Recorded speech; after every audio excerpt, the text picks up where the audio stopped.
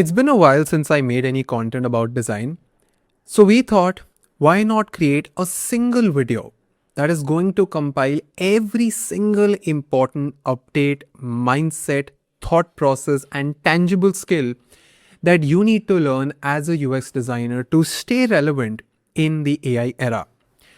I came across a very interesting article a few days back by Mr. Mohan Sani, where he said that most people are thinking about AI as a lever to get leverage over their day to day work. And this concept of leverage came from this very popular philosopher called Archimedes. He said that give me a place to stand and a lever long enough, and I will move the world. And this is the classic illustration that all of us have seen. If you notice, this is my lever and this is my place to stand. Most people only care about this, but very few people care about the place to stand. In the world of physics, this is also called as the fulcrum. If this is my lever, then this is essentially the fulcrum which keeps my lever in place. Your AI tools and everything that you learn in this entire compilation is all about the lever. But if you want to utilize these AI tools to their maximum advantage, you need to double down on your fulcrum as well, which is going to be the human behind the tools. What makes you and I human? Is it my degree? Is it my ability to open up a bunch of softwares? Not really, because that is something that any AI agent can do for you. What you and me can do far better than any LLM out there is our ability to judge, to have taste, to identify what will work and what will not work. The power of compounding. Andre says that we are trying to make these new AI tools through imitation and not evolution. But you and I have gotten here because of evolution. We've made mistakes and we've thought about it. And a lever without a fulcrum is just a stick. So before you deep dive into all of the tools that we are teaching you here, I thought that it was very, very important to first cover some fundamentals. In fact, there was a very interesting report released by Figma that said that designers are rapidly adopting AI with strong results despite uncertainties. 72% of designers are using Gen AI tools and 98% increased their usage in the last year. I'll put the link to this report in the description. But if you want to be one of those people who truly use AI results as their baseline and then build on top of it, you need to fine-tune your judgment, your craft, your thinking, and most importantly, your pattern finding skills. And these are skills that cannot be taught, but they can easily be learned. The question is that are you willing to take that leap? Because most of you are so busy in chasing your certifications and chasing a job title that you've forgotten that the world is moving super quickly. Your job is not going away. Your job is getting redefined. So you need to make sure that you double down on things that AI cannot replace. Now, what does this look like? When you finish this entire video, and this is going to be a very, very long video, right? So I want you to sit with a piece of pen and paper and block 45 minutes every day. Keep a routine for yourself. Keep a 45-minute chunk for every single day for the next 20-25 days. And please make sure that you take notes of everything that you learn from this entire video. In fact, if you put your notes on social media, tag me. I would love to see what you've learned and let me know in the comment section your daily progress. The comment section of this YouTube video should be your accountability partner. And to all the other designers watching this video and still doubting if you should learn or not, just go to the comment section. You will see designers trying to improve their life. You will see designers willing to open up their mind and evolve on time. I'm saying this with a very serious warning. If you don't evolve, if you don't become capable enough for the new jobs, either some new juniors are going to come and take it away from you, or you'll simply lose any mental faculties, any creativity to build on top of AI. Either one of these two options are going to happen for you. In fact, there's one more report that I want to bring everyone's attention to, because a lot of you are getting freaked out about, AI eating away jobs and, hiring is freezing, right? And let me tell you, 82% of design hiring managers have either reported stable or increased hiring needs. 47% say that they have increased their hiring because the overall market has improved. When things become better and more cheaper and more efficient, at a certain point, the hiring actually increases. And one of the hiring managers, and this is a quote from the report, they said that if the designer doesn't use AI in their daily work, I don't hire them. So you can obviously imagine the importance of you being in touch with these AI tools. Companies have not stopped hiring for designers, but the hiring pattern has changed. The hiring priorities have changed. You are no longer your job title. The titles themselves are redefining. And as you move ahead in this video, you'll be able to understand why I'm saying that. So, what is your call to action? Step number 1, you have to finish this entire video end to end. Step number 2, you need to document your entire thoughts. Step number 3, once you have written all of your thoughts, you need to email me. And you can email us on talent@anshmehra.com. We'll put the email IDs below. In fact, we're hiring designers, editors, and writers throughout this company. We've also launched our own AI Academy for creative professionals, just like you. We'll put all the details in the description. But the point is that if you learn and if you evolve and if you show proof, and if you share me your notes and if you put yourself accountable in the comment section of this video, you can mark my words. 12 months from now, you're going to come back and say that, Ansh, thank God you have put together all of these things in one place, because Figma is no longer just a design tool. They have gone way beyond just making UI. It's a tool that is created for product makers and not just product designers. So whether it's Figma Sites, Figma Make, FigJam, and Figma Design, these tools are the ABCs of your foundation. Nobody is able to touch the sophistication that Figma Design has had from day one. And if anybody tells you that AI can make a design system, AI can make your UI, it's not true. I've been in both fields. I've been a designer. I'm currently an AI educator, and I'm telling you, it can do the baseline stuff, but never the finish line. But if you're not capable enough to validate the baseline, you'll always be left behind. So without further ado, I hope you have a piece of pen and paper in front of you, because this video is the only video you need this year to evolve as a product designer. Make sure you click on the like button. Make sure you click on subscribe, because we will be having a lot more similar courses on this YouTube channel. Welcome to our free Figma AI course, where I will teach you how to use Figma Make, Figma Sites, and Dev Mode MCP server. Every episode in this course is in English as well as in Hindi. This is episode 1, where I will be showing you how to turn your Figma designs into fully functional web apps without any coding. You will learn Figma Make step by step, and by the end of this episode, you will have your first fully functional prototype for a to-do list web app. This is your dost Ansh Mehra, and you are learning from the Cutting Edge School, a platform for businesses and professionals to learn the skills for the future. Now, to get started, you need to go to figma.com and create your account. I would recommend you watching our foundational Figma course if you've never used Figma before. Now, this playlist will help you get familiar with Figma from scratch. Figma Make and other AI features are now out of beta and are available to starter plans with a few restrictions. So without further ado, let's start with chapter number 1.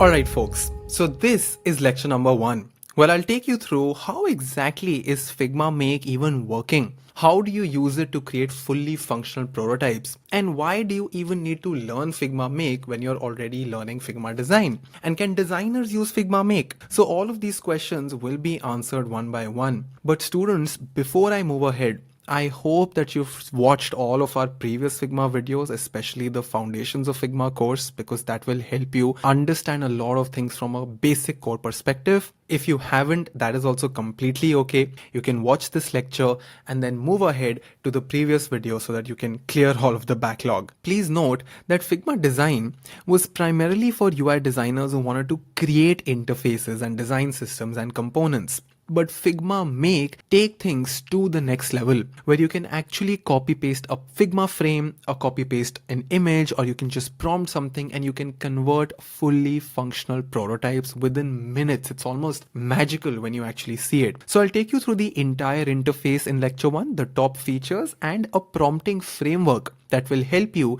get the most out of Figma Make. And don't worry, the entire video has been designed for beginners. So even if you've never designed in your life, if you've never coded in your life, don't worry, I'm going to cover everything about Figma Make. So let me take you through the entire agenda of today's session. In module number 1, I'll give you a walkthrough, like a detailed tour of how Figma makes UI even works. So UI means the user interface, all the features that you see on the screen. Right now on my screen, I have opened up Figma design, but Figma make is different. Okay. So if I go and open up a new tab, as soon as you enter Figma's dashboard, on the top right corner, you can see this option called make. And as soon as you do that, you will enter Figma Make. So this is the UI, this is the user interface, and don't worry, I will be taking you through every single icon one by one. In module number 2, I'll show you how you can create and edit and attach files. And in module 2 is the actual fun part where we will be building things, because in module number 1, I'll just take you through the UI. In module number 3, I'll show you that once we have created something, how do you edit it? How do you connect it to a backend infrastructure? And what is a backend? Don't worry, I will be showing you all of that one by one. In module number 4, I'll show you how you can review and publish a functional prototype. So once you have created something, you really want to share it with other people, right? So how do you set a password for that? How do you maintain privacy? I'll cover all of those things in module 4. And in module 5, I'll take you through their free Figma community that has a tons of resources for you to get started. So let's start with module number 1, where I'll take you through the UI of Figma Make. So the entire workspace is super simple. We have a toolbar on the top and some important panels on the bottom left. The most important panel here is the prompting panel. And this is where we will describe the idea. Now the fun part is that you can either paste a Figma frame, you can paste a JPEG image also, and you can describe any ideas, just to give additional context to that Figma frame. And don't worry, I will be doing a demo of all of this in module 2. Right now, I'm just showing you the interface. This is an area where they are recommending you some basic prompts that you can just put to get started. On the top left corner, you have all the file creation settings. This is where you can rename your file. So I can say lecture 1 video. If you click on this icon right here, you will be directed to Figma Learn. And for those of you who like to take notes from written documentation, this is where you can go through every single thing. Now, right now, Figma Design AI tools are available on paid plans, and it requires a full seat to use AI tools in Figma Design. Now, all of the documentation that you see right now, this is all about Figma Design. My video is currently on Figma Make. So before you even start with any of this documentation, it's just very important for you to just understand what is Figma Make and how does Figma Design even work. This icon right here helps you refresh the preview once you've made any changes. This is called console. It is not relevant for designers. This one is mobile preview. So basically you can see how your product or your website might look on computer versus the phone. When we make something, you can either see the code behind it or the preview behind it. And these are all the publishing and sharing settings that I will be covering eventually. This is my help and resources. And if you go on YouTube videos, you'll find a bunch of other YouTube videos on the same topic. If you click on Help Center, it will again redirect you to the entire Figma Help Center where you can just ask questions. So when it comes to importing design and images, I would always recommend you to click on the plus icon and either import a frame from Figma or simply upload an image, and you will not believe how accurate it is. I will be showing you a demo in just a while. The second option is to upload your design system. So let's just say that your company is following a certain color palette, they're following a certain typography, and you want your prototype to follow all of those rules. Maybe you're making an iOS app and you want it to follow the HIG guidelines, the human interface guidelines that are mandatory by Apple. In those cases, you'll have to click on the library icon and select the right kits. So the kits need to be added to your project, and only then you will be able to add them here. Now, this third option is my favorite one. It is point and edit, where once you have created something, you can actually hover over a specific part and make changes. And don't worry, we will be coming to this one by one. Then on the top right corner, we have project controls, where you can decide who will this be shared to. If you want to publish it with a password, you can do that as well. So here it says who has access. Anyone with this link has access. Can they view it or can they edit? Do you want to set a password for it? Would you want to allow viewers to copy, save and export from this file? So depending on what you want, you can just change those settings. So this was the share panel, and once I go on publish, this is where you can put the entire prototype on a live link without buying a domain. They give you a free domain. So let's also figure out domain settings. For a lot of people who are already in the field of web development, they keep asking me this question that Ansh, how do you set up the domain and what about the metadata and all of those things? So for anybody who has never made a website before, let me show you something very cool. Okay, so if I go to Ansh Mehra on Google, this is where you will find the result. Now this image that you see in front of you, this is called a fav icon. This is the title of my website, and this description is called the meta description, and all of these things come under the umbrella of metadata. So this is where you can set the title. This is the title. For example, the Cutting Edge School is the title, Ansh Mehra Medium is the title. So all of those things can be added here, where you can add a meta description. So it has to be around 150 to 155 characters, which will help people search your product more easily. This is where you need to put the language, and you need to put an ISO language code. So if your website is in English, just type EN. Otherwise, you can always ask Claude to figure out what language code you have.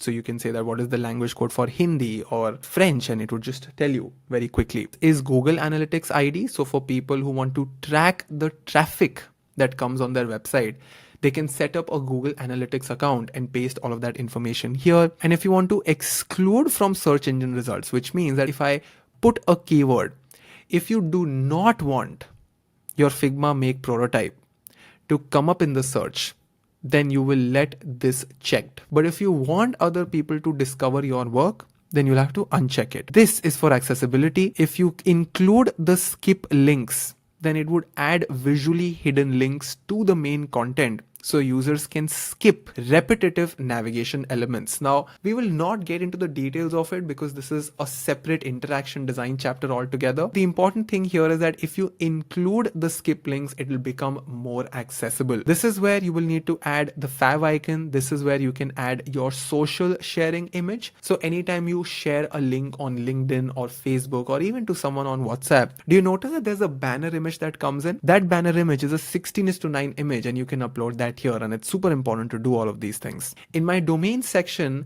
this is my base domain. It is not published yet, so it's not saying anything. But if I go here, once we make something, you'll see how it'll give us like a dummy domain, and you'll be able to edit it here. And if you go through this documentation, it'll take you through a step-by-step process of managing a custom domain for your website. In the integrations panel, we have the Supabase integration, which is basically the backend infrastructure of your app. What is Supabase? We'll cover all of that in just a few minutes. So I just showed you the site general settings. I've also showed you the fav icon and the custom code.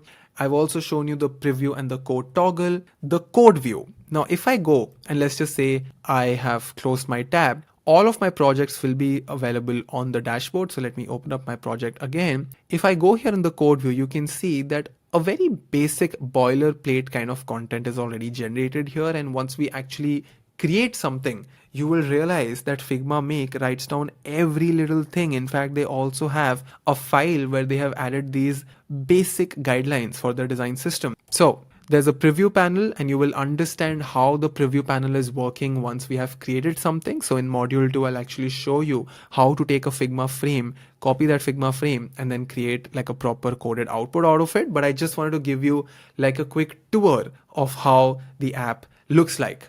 So now that all the basic theory is done, let's move on to module number 2, where we will actually create something and edit something. So I have a Figma frame right here. So as you can see, it's a pretty decent looking to-do list. You have today, you have some labels, you have write a task. I'm going to copy this, and I'm going to simply do a command V here. So the entire frame is automatically pasted, and you can do this with a JPEG as well. It will completely work. And now I will say, build a to-do list app that has very cool hover interactions, and I'll press enter. And now as you can see, the first step for Figma Make is to think about what I've said. So now you can actually trace the entire thinking process. On the right side, you can see it says working out the details. And if I switch to code, you will see how it has already started to make the designs one by one. So as you can see, it is coding at 100x speed, something that is almost magical to me, because imagine how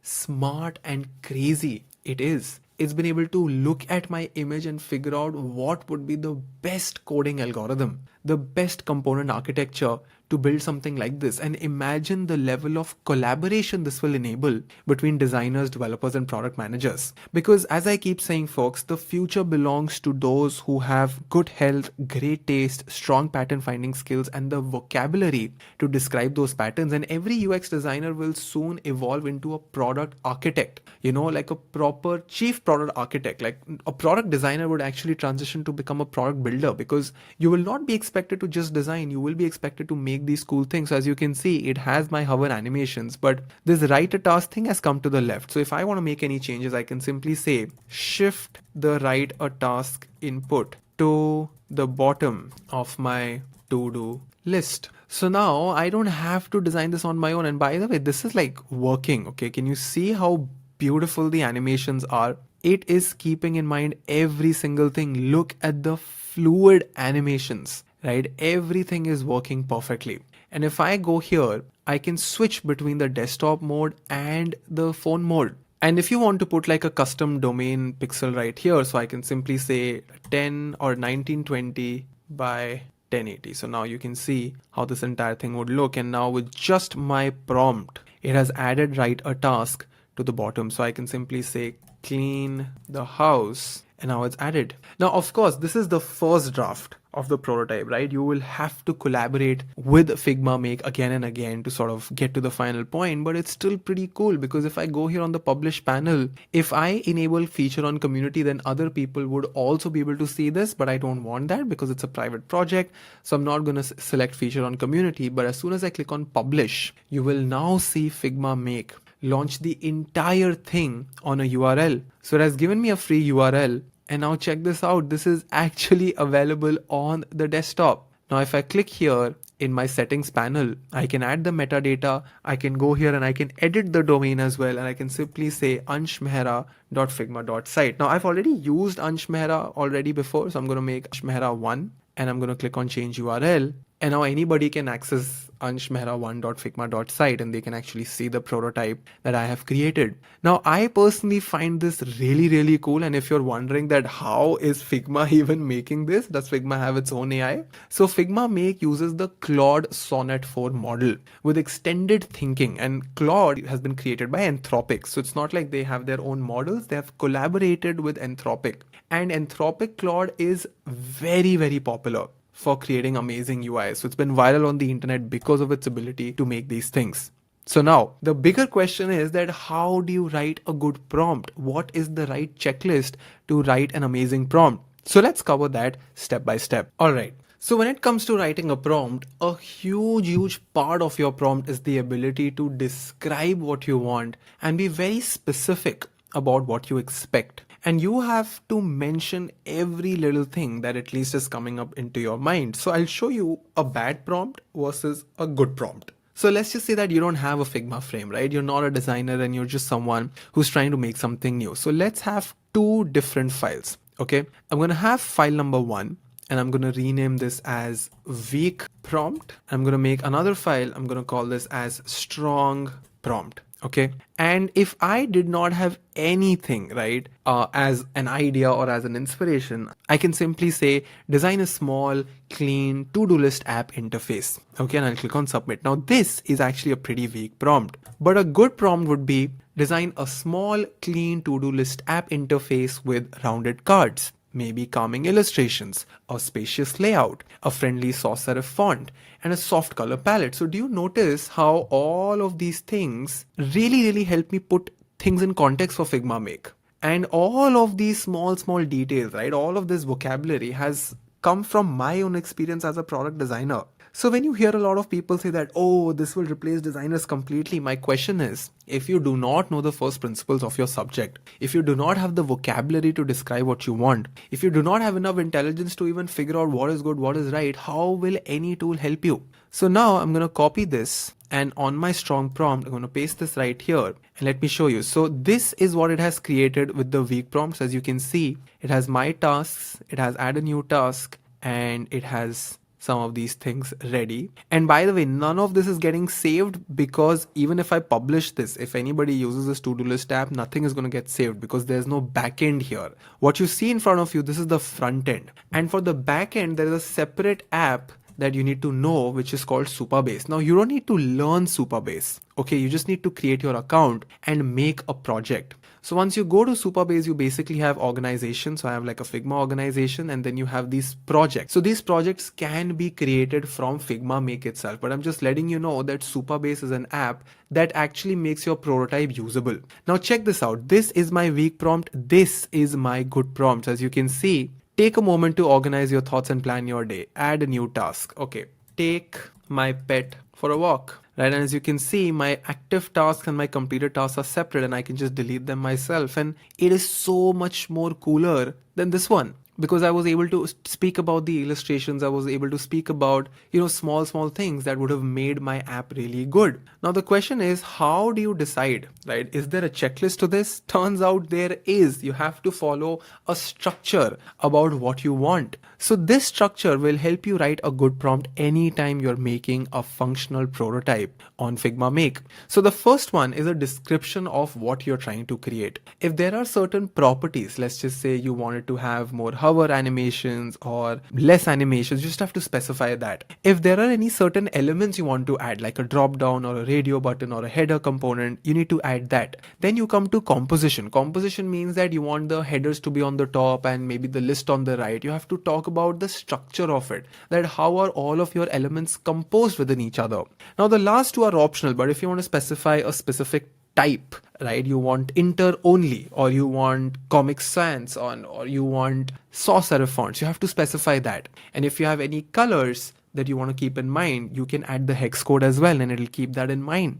The important thing to note here is that you need the vocabulary. You need to know the design terminology, otherwise you will always get confused. Now, when it comes to attaching files, please note that you can attach any design or components into your Figma Make file. Now, as beginners, you might not really want that because you're just like prompting and figuring things out, but you can import anything either from your Figma frames, or you can import from your own images or from your own library. So it's a very seamless tool. Now this is where you can rename it, duplicate it, move it into a different project. You can move it to trash. So now that I have all of these things, if I go and select this point and edit feature, I can select any of these divs, and I can either change things manually. So I can just change the color, maybe change the border radii. I can also change the padding and stuff from here. I can also check the exact code that has created this. So all of these things are manually. But if I move from edit properties to this panel right here, then I can actually edit these things with a prompt. So if I were to say, make this div stand out with shadows and a gradient or like a subtle glow effect. Once I press enter with the point and edit feature, I have selected a div, a very specific div, and whatever feedback that I've given, it will only be applied to this card right here. So now it has thought about it. It has understood how to sort of fix that, and it will rewrite into a new version too. So now you can see it has like this really cool standout effect, like it's super smooth and it's actually kind of like the way I would want it, right? So this point and edit feature is really useful. I've already shown you how you can basically put all of these things together from an image. And what I will do is, if I go here and see this on my phone, you'd notice that it looks absolutely perfect, and you can actually share this with anybody else. In fact, I'll put some links of some really cool projects that other people have created in their Figma community. You'd be surprised to see. Now, let's just say this is version 2, right? And in the middle, I kind of realized that no, this is not really what I wanted. I can simply come back to my version 1 as well. So it can restore from version 2 to version 3. Now, please note that when it comes to attachments, you can upload multiple screens one by one. You can put like a basic screen and a color palette, like you can upload a bunch of those images, but I would recommend you to do it slowly, component by component. So if I am here for this single component, I can then say now add a new feature where if I have completed all the tasks, there is a congrats panel that opens up, and I'll press enter. So slowly, I am building all of those things, right? I'm not trying to create everything in one single shot. Another thing here is that to copy any frame, you just have to click on copy. In case that wasn't clear, and you can paste multiple frames, and I've added like a bunch of these examples in the slides, so if you want, you can get all of these slides from the Figma community. Another thing I wanted to show you was that when it comes to text, if I click on point and edit, and if I select this text right here, I will have access to a bunch of important settings that I can just change, right? So right now it's coding something, so it won't be able to make those changes. But as you can see, I can change the color, a bunch of different things. Otherwise I can just prompt it, right? So it completely depends on you. How do you want to edit? Do you want to do like a point and edit thing, or you can do things manually as well? So it's a very seamless way. And anytime you're making changes, I would always recommend to use the point and direct feature, because otherwise there's a high chance that Figma Make might get confused, or maybe you might end up highlighting the wrong thing. So it has now reasoned that I will add a congratulations panel. So it says a new congrats panel component with celebratory animations,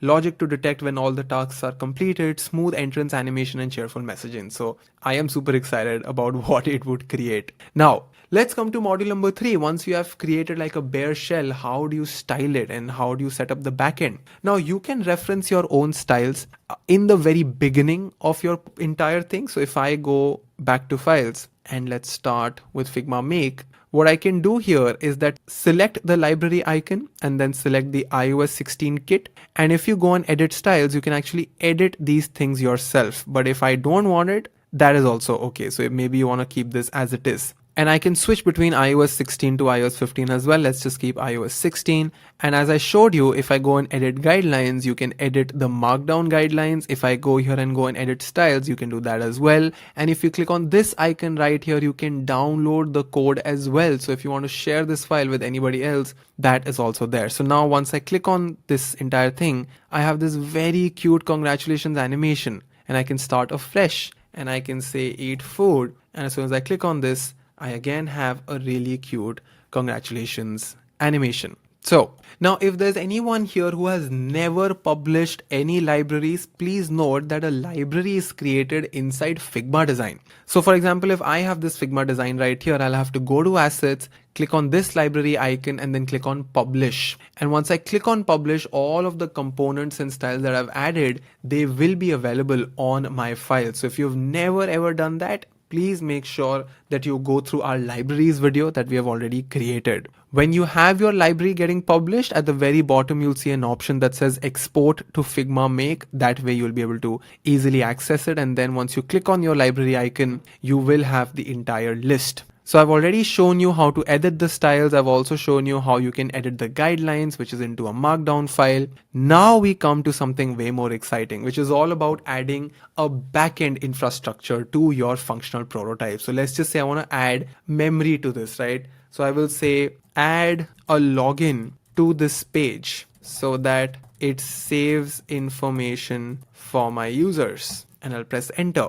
Now, because I have specified add a login to this page, Figma Make automatically knows that now is the right time to connect Supabase. So now it will say we need to add login functionality and save user information. And now I see this prompt that says connect to Supabase. So now I'm going to choose project, and I can already see my project panels right here because I've already connected my Supabase account. But when you do this for the first time, you'll have to sort of connect to this Supabase account. It's a very simple process, just like creating your new account. And I'll click on new project, and I have reached my project limit because each organization gets 2 free projects. So what I will do is I'll simply select this one right here because I'm on the free plan for Supabase. And once I have connected, now all the login information, the ID and the password, all of those things will be stored on Supabase. Now, if you're wondering that what is the limit and how exactly does this work, all of those details are in the documentation, and I will share the link to the documentation of Supabase and Figma Make in the description. This is the first time you're seeing this software, so I don't want to like intimidate each and every one of you. The goal here is to show you where product building is going, what designers now need to learn, what is the future of design. Because if you learn these things, imagine the kind of value you can give to your startup or to your company or to your team members. Imagine the kind of value this will have when you're prototyping ideas. So the important thing to note here is that most people think that, oh, if Figma Make is here, I don't need developers anymore. And that is not true. This is a catalyst towards building great products. This is a catalyst towards designers, developers, and product managers working seamlessly together. But don't come into this assumption that, oh, no, we should not learn design, now we should not learn coding and all of that stuff, because that is not scalable. Now, if you're wondering what is Supabase, as I told you, it creates a backend infrastructure for your app. It's completely open source. So let's just say that a user enters his or her credentials, right? You need Supabase integration to check if the credentials are right, because where are people finding these passwords, right? There has to be some logic, some memory of what is the ID, what is the password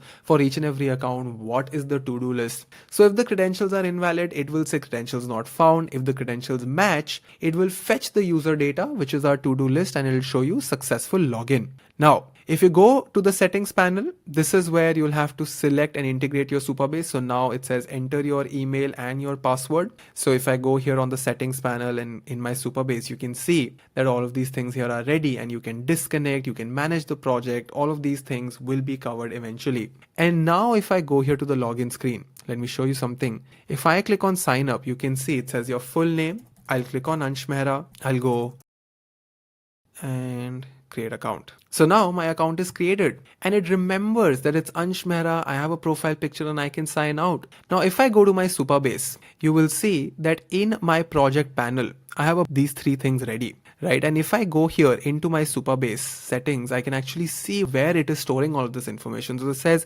V2 to-do list app with labels. Okay. So this is the one. And if I go here, you can see it has one table and it has one function. And if I go here to the database panel, you'll be able to see all of the tables. So you see there is a key and then there is a value. This is like a visualization thing of how things are working, and all of the important details about your data, about the storage, every single thing one by one is available here in one single shot. Now, you don't have to learn about this right now because we will cover all of these things one by one. And if you want to really understand these things, you can always go to the API documentation. But for now, if you're a designer, if you're a PM, you don't have to get into the details of it. We'll simply keep this very, very clean. For the very first time, if you see this, you might have to click on Connect Supabase. I've already done this, so I've taken screenshots. You would have to sign up for Supabase. You'll have to create a new organization.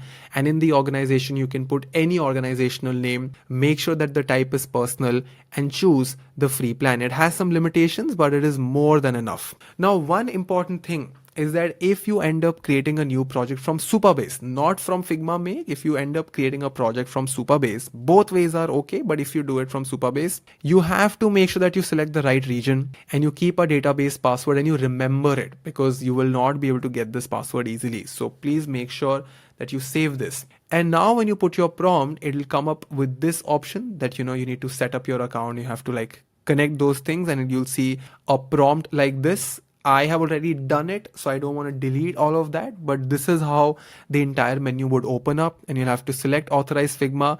Then you'll see this option right here that we have already showed you before. And finally, it would say Supabase connected. And with that, you'll finally have your backend integration ready without any coding. All right. Now, once you have completed everything, how do you preview and publish?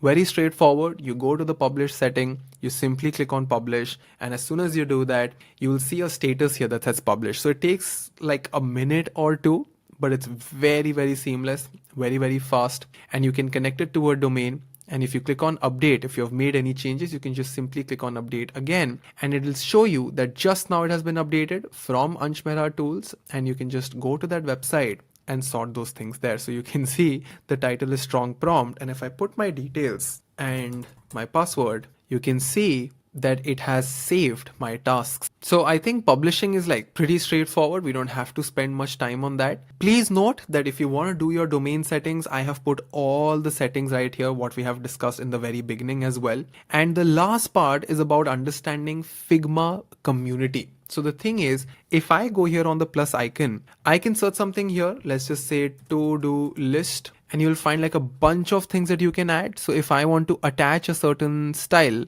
or any iconography, let's just say I take this thing, I can attach this design right here, and I can say pick elements and colors from this and redesign my login page. So now Figma will take that JPEG, understand how those colors are, and then apply those colors on my final file.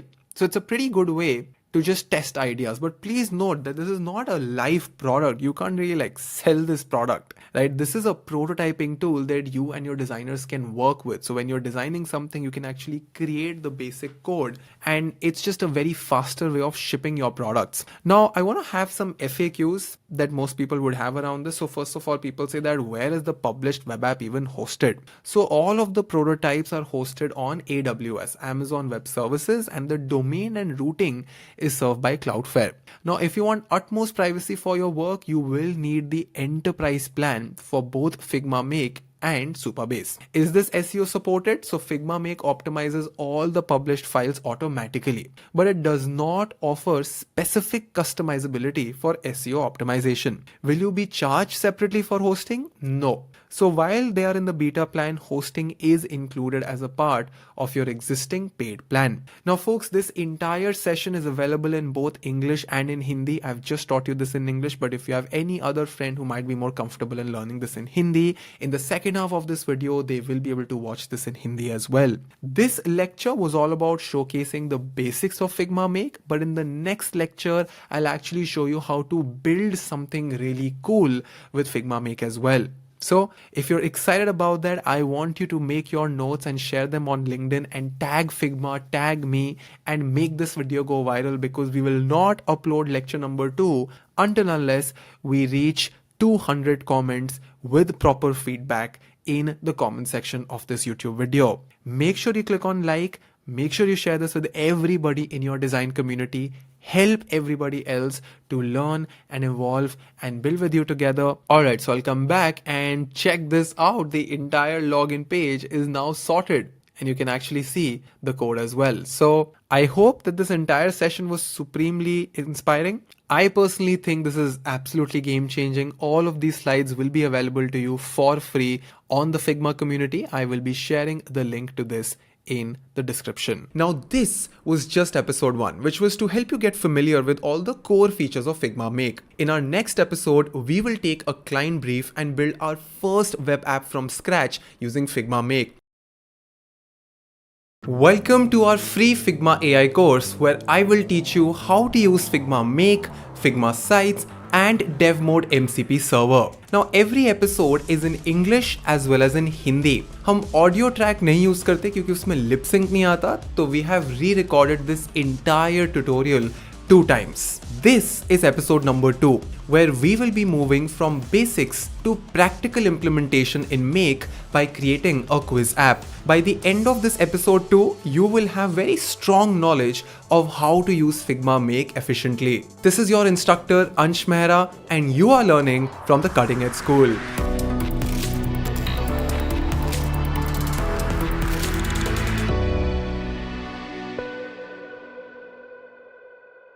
Now, if you're new to Figma Make, I would recommend you to watch episode number 1 as well, as it had covered all of the basics from scratch. Now, Figma Make and other AI features are out of beta, and they are available to starter plans with a few restrictions. So without further ado, let's start with the tutorial. Alright, so let's start with lecture number 2.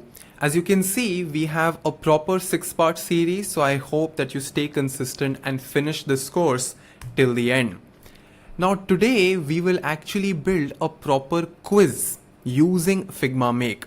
So I'll explain you how exactly do you need to think about a specific app, how do you think about designing a good prompt, and what are some important key lessons that you need to keep in mind when you're using Figma Make. So in the first module, I'll just quickly do a recap of everything that we had learned in episode number 1, so that if there's anybody here who's joining for the first time, they can get some understanding of what is happening. In module number 2, I'll take you through the entire conceptualization process, where I will teach you how do you become better at defining what you want from Make. Then in module number 3, we'll go through a step-by-step process of building the functional web app prototype. And in module number 4, I'll give you some important takeaways that you need to make sure that you remember when you're using such tools, because they will help you become a better designer, become a better prototyper. And this episode has a homework as well. So I would want you to do this homework, share it on Instagram or on LinkedIn, and tag me as well, tag Figma. We would love to see what you make. So let's do a quick recap of everything that we had learned in episode number 1. So we had spoken about following a structure when you write a prompt, and it is always recommended that you build your vocabulary and use design terminology when you're giving instructions to Figma Make. So if I go here on Figma Make, and by the way, if you want to access Figma Make, you just go to your Figma dashboard and select Make. As soon as you click on that, you will have a new file opened up. And on the bottom left corner is where you need to describe your idea. So we spoke about the fact that when you are describing your idea, when you're giving instructions to Make, when you're writing your prompt, you need to obviously describe what is it that you're trying to create. If there are certain functional properties that it should have, are there any UI elements that you need as a mandate, whether it's an accordion or a drop down or a carousel? Then the composition, where are all of these elements placed in relation to each other? Then the typography, if there is something specific, and then the color palette, if there is something specific. So if you follow this way of prompting, there's a very high chance that in the first 5 to 6 prompts itself, you will end up with a prototype that will actually help you get great results. Now, if you want to convert your Figma designs into a prototype, then you can always paste a Figma frame here or also upload an image directly. So this feature was already covered in the episode 1, where you can just copy paste a frame.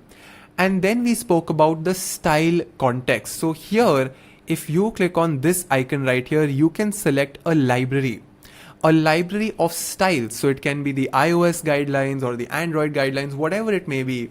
And whatever type styles and color variables you have there, that will be used in your prototype. So if you want to set some context of how the visual style needs to be, how the entire typography needs to be, you can integrate your design system through the style context feature. And yes, the important thing is that to use your design system in Figma Make, you need to first upload it in the Figma portal. So you can either create it on Figma, or basically you need to import the library and then you need to publish as well. So in the episode 1, I had explained all of this. Then I told you what is front end, what is back end, and I told you that Make gives you a front end along with back end functionality using Supabase. So in episode 1, I had taught you how you can actually have Supabase save all the content, save all the information that you put in. So now, today's agenda is all about creating an AI quiz web app that needs to have responsive design, it needs to have smooth interactions, it also needs to track my score, and it also needs to create a leaderboard that will keep all the scores ready. So before we start anything on Figma Make, the most important part is to conceptualize your objective. And as designers, as PMs, this is going to be the most fundamental process, because moving forward, Make can help us go from idea to prototype. But to reach the best ideas, to get the best solutions, you need to talk to your users, you need to speak to your customers, you need to figure out what they truly want. And as an architect, as a thinker, as a product builder, you have to be very clear about what is the goal of the app that you're trying to build. How does the flow look like? What are the most important features that you might want to release in phase number 1? What are you planning for phase number 2 as well? Because the kind of expectations you have from the product in phase 2, you might have to create some foundational layouts in phase 1 itself, so that you can easily and gracefully grow and gracefully evolve as you go from version 1 to version number 2. And of course, goes without saying, the theme and the overall mood of the app. So the most important guideline here is that you should front load your first prompt with all the details. So by front loading, I basically mean that be very specific about what you want. And I would recommend to take help from other AI tools to help you refine the prompt. In fact, to use a tool like ChatGPT or Claude to get a PRD, or maybe upload the PRD that your PMs have given to you and ask AI to figure out if there are any edge cases that we must keep while we are making the prototype. Another tip I would give you is that you can go to Pinterest, you can go to the App Store and do your own research. I always tell this to every designer I meet that you need to use AI for your baseline and not the finish line. AI can give you your first draft, but not the last draft. So please make sure that you do not skip the process of doing your own research, of doing your own user interviews, and actually analyzing what people truly want. And once you have some images available, you can obviously upload them as reference. Another important guideline is that before you move to Figma Make, I would recommend you to first clean up your design files, because a lot of people have these scattered frames and text floating all over. And it's just very, very important to keep your components clean and clear. When we go from the frame to the coded prototype, it's a JPEG. So it's a JPEG that gets converted into a code. But when you are building an app, when you want to scale and when you want to gracefully maintain a system for you and for your PMs and for your developers, it is always beneficial to have your design files also very neatly sorted and just removed any unused elements or hidden layers. So once this conceptualization is clear, then we can move on to actually building this entire thing. And now, the most important thing to note here is that we want to have a responsive design, as I told you in the requirements. So this is something that should work on the phone. It should have some very specific key features, and I'll tell you how you need to think about the prompt. So here, the first step is that you need to specify the input and the start button, and you need to specify how the layout looks like. What are the core features of this quiz?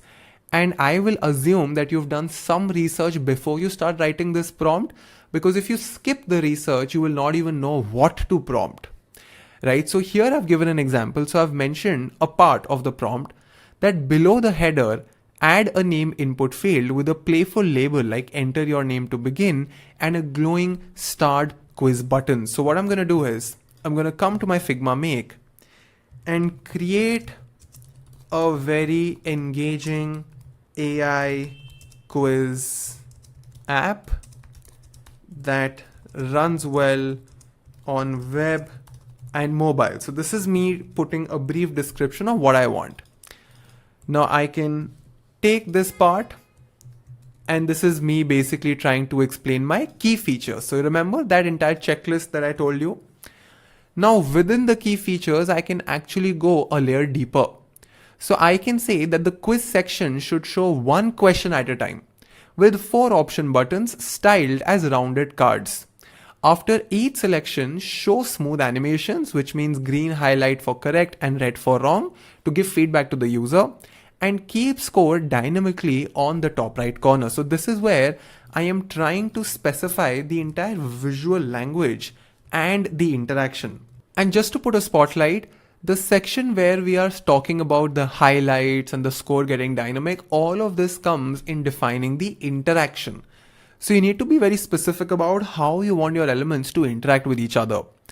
And then for our dynamic score tracking, I will say that once the quiz ends, display a final score screen with confetti animation, a call to action text like great job name, and I've put name in curly brackets so that Make knows that this is a variable that you need to swap this, and a button to view the leaderboard. So I'm going to copy this thing again, come back here and paste this. So as you can see, I've put in so much of context, and this is called front loading.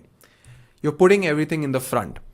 Now for the leaderboard, I can say that the leaderboard page should be clean, scrollable, showing the top 10 players with name, score, and a small gold, silver, bronze badge for the top 3. Now the important thing to note here, folks, is that I was able to write and come up with these ideas because I've already done some research on how a good leaderboard looks like, on how a good quiz looks like. So my recommendation to you would be to simply complete your research, do your conceptualization before you actually enter Make, because that will be your biggest strength. So before we move to some important takeaways, I'm going to go here and I'm going to press submit. And now I'll tell you what's happening. Figma is basically trying to analyze what I have done and it is breaking it down into proper components. It's actually reasoning with itself. And now it has shortlisted some following components like a welcome screen, like a quiz screen, result screen, leaderboard, smooth animations. And this is where Make is actually writing the entire code. So if I go to code, you will see that it has already started to put all of these things together and it's absolutely mind-boggling. And for those of you who are coming here for the first time, let me set some context, right? So for a very long time, designers were not invited to a lot of development discussions, a lot of feature discussions, simply because in a lot of companies, specifically non-design oriented companies or new tech companies, designers were considered to be people who work with pixels, people who are just there to like make things pretty. But now our roles are changing, and I am personally super excited about this because with these kind of tools, with tools like Make, designers finally have the power to convert their designs into proper prototypes. So this application is great for web apps and mobile apps. In the next episode, I will be teaching you Figma Sites, which is specifically designed for making landing pages and websites.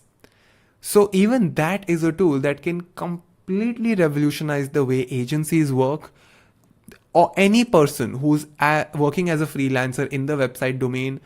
It should be mandatory for that person's team and the entire company to be hands-on with Figma Sites. Now the problem is that most people use these entire apps as a shortcut, as a very convenient way to skip their learning, to skip their research. But I am here to remind you that these tools will be the most powerful, I can say, resource or blessing for people who already have experience. Because when you have experience, you have a good vocabulary and you're able to spot patterns. And once you're able to spot patterns, you can actually figure out what to pick and what to delete. So a lot of work or a lot of responsibility will soon evolve to a point where all human designers will be working in collaboration with these applications and just prompting left, right, and center, just curating and shortlisting things that make sense to us and just deleting everything that doesn't seem sensible. And if you don't learn this on time, your competitors will. So now, as you can see, we have the first draft and it has this beautiful animation. It says, welcome to AI Quiz Master. Test your knowledge about AI and machine learning. And it says your awesome name. So I'm going to put Ansh Mehra. I'm going to click on Start Quiz Adventure. And look at this. I want you all to comment. How do you feel? What is going on in your mind when you see this? Are you excited? Are you amazed? Are you shocked? I want to hear your opinion because when I saw this for the first time, I could not believe that we are very lucky as designers to be in an era where something like this can exist. So what does AI stand for? I'm going to put the right one. So it says correct, well done. Which company developed ChatGPT? I'll just say Microsoft. So as you can see, the checkbox is intersecting with the names. And what I can also do is put a confetti when I give the right answer and make sure that the check symbol does not intersect or overlap with the alphabets. Now, there's a very important feature because in most cases, when you put a prompt like this, Make will assume that you want to make changes across the canvas. But if I select this edit feature right here and choose this div, so I'm going to go here and maybe choose the entire div and now click on submit. Whatever prompt I submit will be applied to just my div selection. And we have already covered this in the previous episode. So now you can see that it has understood what the problem was. It's kind of working on it. And in less than a minute, my entire prototype will be fixed for me. Alright, so we have our version 2 ready as well. So it'll start again. I will say Ansh Mehra.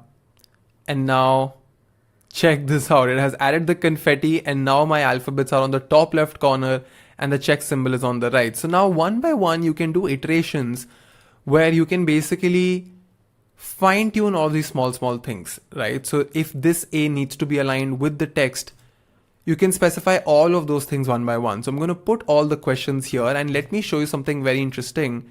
If I go to the responsive view, the entire app will evolve to fit in my phone. Isn't that crazy? The fact that in just a few minutes, we were able to create a proper working prototype for a quiz. And I think once my results are done, it'll give me the number of correct questions, the accuracy, and if I go to the leaderboard, it will show me a very cute leaderboard as well. Now here on the top right corner, let me bring my video here. I can go here into my Supabase and I can actually set up a Supabase integration so that I can save the leaderboard for all the people who use my app. But this video was just to give you a quick overview of how you can build something and how do you think about the prompting and how do you think about the conceptualization in the first place. Now there are some important takeaways that I want you all to remember. Firstly, a lot of your UX, a lot of your delight will come from micro interactions. So remember when I added that basic confetti effect or when I added a hover effect, these things, whether it's a hover state or an animation, it makes your app feel alive. And now that all of these creative ideas are simply a prompt away, do not restrict yourself to just making good looking UI because good looking UI are going to be table stakes. But if you were to go beyond that and prompt for better interactions, I personally believe that micro interactions and interaction design in general is going to be like a very, very big thing moving forward. So that would be takeaway number 1. Takeaway number 2 is that the real power here as a designer or as a product builder is in your ability to come up with creative solutions that are also working well with the audience, because now you can easily make branches of a prototype, make a version A, a version B and a version C and run your research 100 times faster. Because imagine if I had to create a dark theme version of this prototype and a light version of this prototype. If I were to make a Figma prototype, it will take at least 4 to 5 hours for each prototype. If I had to actually develop it and show it on the phone and on the web, again 4 to 5 hours. Minimum I'm saying. But now my team can run their UX research in just 1 hour. And that gives you extreme amount of powers. So I hope that you truly understand the fact that moving forward, product teams will have to move and evolve really, really fast. Takeaway number 3 here is that you need to know your subject well. You need to read more. You need to be much better at competitor analysis. Either you use AI for it or you do it manually. But you need to craft stronger prompts. And I would recommend you to do front loading of prompts rather than, having a conversation, because otherwise it just takes a lot of time fixing small things here and there. Takeaway number 4 is that build in small steps. So you should split your entire project into clear parts. For example, first you just figure out the layout and you write the prompt for finishing the entire layout. Then one by one you add some interactions. Then maybe you can start with a leaderboard and then deep dive into the leaderboard. But my recommendation to you would be to build in smaller steps so that you can give yourself some time to actually see your ideas coming to life. Now folks, the reason why I'm keeping these videos short is because we were seeing a lot of drop in videos that were beyond 20 minutes. So we wanted to make sure that we keep these videos very crisp so that you can also feel that there's some progress. But I want you to do a homework for me. I want you to design your own quiz with just 5 questions and make sure you also add a leaderboard and choose a different theme. Don't choose a minimal theme and pick any of your favorite movies or TV shows. It can be a quiz on your favorite movie or your TV show. And my additional homework for you is to see if you can add images to it. What I mean is that if you had to put images or posters in your quiz, how would you do that? And if you're able to do that, put it on LinkedIn, put it on Instagram, make a reel about it, tag me and Figma. We would love to see it and I would love to appreciate it and share it on the community. So now that this is done and now that you have some basics of Figma Make and building of basic Figma Make stuff is done, now I want to sort of move towards a very niche use case of website building, of landing page building, of marketing pages. And for that, in our lecture number 3, we will learn about Figma sites. But I want you all to share your honest feedback and don't use AI for it. Put your honest feedback, write a detailed feedback on how this episode was. The entire community file will be shared in the description. The link to use Figma Make will be there in the description. And these videos take a lot of time, so your share, your like will really help us go a long way. Now this was episode number 2 and we have finally completed our Figma Make journey. In the next episode, we will learn the basics of Figma sites. Welcome to our free Figma AI course where I will teach you how to use Figma Make, Figma Sites and DevMode MCP server. Every episode is in English as well as in Hindi. This is episode number 3 and in this video you will learn the basics of Figma Sites and by the end of this video you will be able to make your own functional websites. This is your instructor Ansh Mehra and you are learning from the Cutting Edge School. Figma Sites is still in beta and it's available to starter plans with a few restrictions. So without further ado, let's start with the tutorial.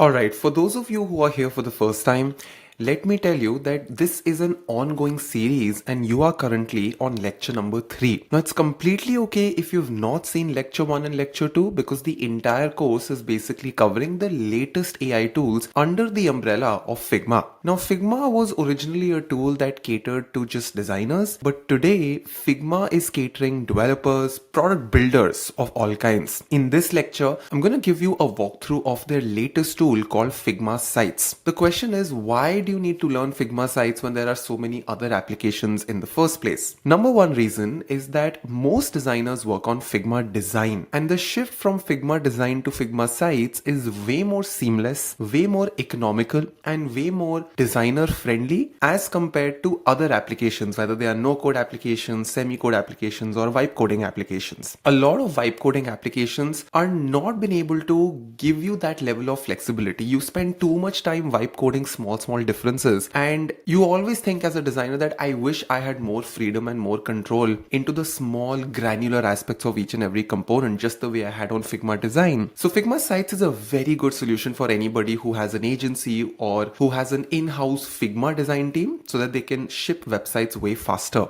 Now this is the beginning of how you need to use Figma Sites. In lecture number 4, I will be building something with you from scratch, but today I'm going to show you how Figma Site truly works. And this entire website is going to be available on the Figma community, so you can download it for free and actually make notes. This is how the syllabus looks like. I'm not going to waste time going through it. So let's go through module number 1, where we actually see how Figma Site really works. Now, if I go to the Figma dashboard, on the top right corner, you will now see all of the new Figma apps, and I have been personally loving them. If you go to Figma Sites, a new window opens up where there's a pop-up, and these pop-ups are basically templates that you can just plug and play. Now, a lot of you here would be interested in making your own portfolio, right? Or maybe make your own CV. So what I will do is I'm going to open this read.cv template, and if I click on preview in browser, you can actually see how the final output would look like. It's like a pretty simple way to show your work and put links to your case studies, and I'm going to click on use this template. Now, as soon as I do that, this is how the interface changes. Now, on the right side, we have something very similar to Figma Design, but on the left side we have a bunch of new things. So what I'm going to do is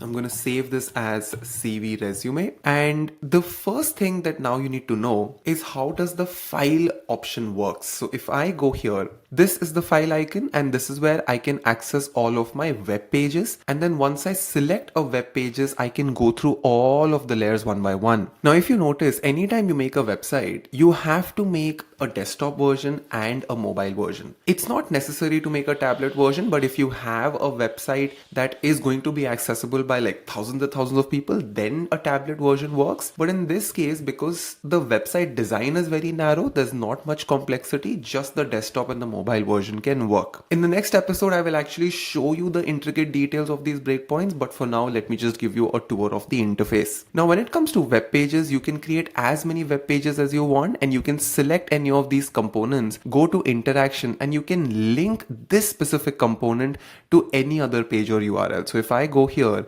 and let's just say case study, and I can take this specific component and link it to a specific page. So that is how you can take a certain component and link it to another web page. So I'm going to delete this for now so that we can keep things simple. So it is the file option where you can build and manage your entire site structure and all the layers within it. Now below file, we have insert, and this is where you can find a lot of pre-built elements like your navigation, your footers. You can also access your libraries. So once I click on the plus icon, you have blocks which already have ready-made stuff. You have different kinds of pages, navigation elements, hero elements. These are the first folds that come on your website. You have specific features. You can embed specific content. Otherwise, if you want to create something of your own, you can import your own components as well. And yes, if you have different states of that component, they can be now directly converted into code with all of the interactions in place. So after insert, we have search, and this is very straightforward. You can find elements across your website very, very quickly.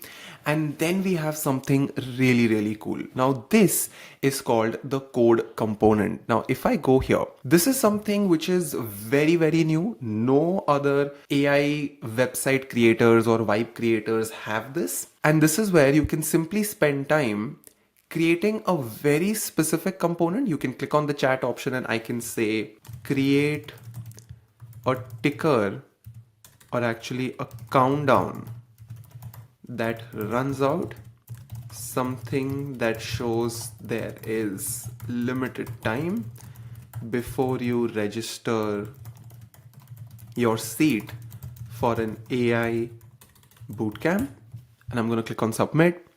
And now this is where Figma Sites has a dedicated area of creating a certain component which might be too complex, right? Because obviously you can design stuff, but sometimes you need a lot of functionality. So while these are all static elements with text and images and stuff like that, it is here in Make where you can actually create those detailed components. And by the way, we've already created Figma Make videos. A lot of valuable stuff is there for people who want to enter prototyping. But the beauty of this is that you can now create a very specific component which is very functional. It has all of the interactions in place. And while this is happening, so number one is that you can code your components, you can reuse them across multiple web pages on your websites, and once you edit something, it is of course reflected across the entire website. When you make something on Figma Sites, it's extremely important to connect it with your domain and basically have your custom fonts uploaded, because it's not necessary that you're using only open source fonts. So I'm going to come back here, and while this is happening, I'm going to click on the settings icon. And this is where you can put your metadata. So metadata is all of the content that you usually see when you share your website with someone. So whether it's the site title, the description, the language that your content is in, and this is the ISO language code. So you can ask ChatGPT. Anyway, I would recommend you to make the website in English. You have the fav icon, the social sharing image. This is basically that wide image that comes up when you put something on WhatsApp or when you share something on Facebook. You can also add a password in case you're sharing your portfolio. And these are some other areas for custom code. We will cover this in the upcoming episode. When you go on domains, this is where you can go through the documentation of connecting your own personal domain. And here in the fonts area, you can upload specific fonts. If you've made a very fancy item on the hero page and there are custom fonts, you can upload those custom fonts right here. Now, for a specific web page also, you can change the page title, the meta description, the language, and the social sharing image. Because sometimes, let's just say if you have a blog website, you don't want the same cover page every single place. The beauty of Figma sites is that once you publish something, they have a dedicated column where you can review all of your issues. Okay, so now the countdown is right here, and as you can see, you can change the accent color, and as a designer, you can actually import your own variables, you can import your own properties for certain text. So it's extremely scalable. And if I click on this icon right here, I can choose a specific portion and I can basically use them. And if I go here to the top right corner, I can paste this entire design on my canvas as a proper Figma design file. So as you can see, this is code into design, right? And if I click on this option right here, I can select make and I can just click on this here and I can start coding a certain component. So whatever I type here, that entire component is going to take shape right here. So it's very, very cool, and you can just put things here in auto layout. It's very, very similar to how we used to design things on our own. So that was the left side, and now let's come to the bottom bar. So this entire area is called the toolbar, and of course the first area is on how you can create a web page or a frame. So if I go here, you can see that we have the hand tool and the scale tool. This is where I can create a certain section. This is mostly for designing your components and not for the development. I can create a web page as well. So if I click here, you can see that this is a new web page. By default, it has only added the desktop version, and if I click here in the mobile version, I'll have this variant as well. Now the beauty of this is that if you have your components ready, whatever you paste on the desktop, it is automatically being added on the mobile version. Now the important thing to note here is that once you've aligned something, left aligned, centrally aligned, Figma Sites is trying to figure out how that entire positioning will be translated into the mobile variant, and positioning itself is a separate subject. People who've worked on other tools or people who have a web design background will have an understanding of positioning, and slowly as we progress, I'll take you through all of these details. Now in the bottom bar itself, you have your basic menu for shapes, you have the pen tool, image adding, text, comments, and this is where you have some AI features built in. Let's cover module number 2, because now that we understand the entire UI, the question is how can you design and structure your pages? Now the important thing to note is that every page has to be designed separately. It all starts with a basic white canvas, and you need to make sure that you add all of these components one by one. For example, this is a new web page that I've added, and it is my responsibility to take a certain element from my main hero page and then link it to my, subsequent pages. The next important concept is all about editing your breakpoints. So as I told you, when you go from desktop to mobile, do you see this 730 number or this 729 number? This is basically the width of your device in pixels. It basically means that if my canvas width, and when I say canvas, I'm basically trying to describe the screen on which my website is loading. As soon as the width of my screen goes beyond 730 pixels, the website will automatically switch to the desktop mode. And if I go to a shorter screen, to a narrower screen, anything that has a width of less than 729 will be showcasing the mobile version. Now, when it comes to a design of a website, you need to think in blocks. It's almost like divisions, and a certain block can then have more blocks inside of it. It's very similar to how we used to work on auto layout. So you need to first visualize what are those main blocks, how are they stacked vertically like a Jenga tower, and what all elements will be nested inside of it. And this part is very, very important, because if you organize your content properly, it will help you improve the SEO as well. And of course, you can drag the sections to, swap and reorder. For example, if I come back to my website right here, I'm going to close this menu. You can see that all of this is an auto layout. I can literally go to the content section and just swap these things. So I can just go here and let it come on the top, and everything is updated dynamically. And I would recommend you to first work on a template as compared to, building something from scratch, because that will give you a good head start. Now, there are two distinct approaches on how you can create something on Figma sites. One is that you have a separate Figma design file in some other canvas and you're copying pasting components. But the fun part is that because Figma sites is under the umbrella of Figma, all of your design tools are already here. And that is why I would recommend people to first crack Figma design. And if you're someone who knows nothing about Figma in general, we have already created a 9-week long syllabus about Figma. Every single thing has been taught here for free on learnuiux.in. Now, please note that just like UI, when you make a website, you need to have a certain set of rules, right? Whether it's a color palette, whether it's typography. So you need to make sure that those design elements are there already. If you're someone who does not know auto layout, you will struggle making a website. So I would recommend you to first clear out your basics about auto layout and then use that when you're making your Figma sites rather than using groups. When it comes to positioning elements in a web page, Figma will support 4 CSS positioning methods. In our next episode, I will actually compare all of these 4 different options so that you can see what difference do they make.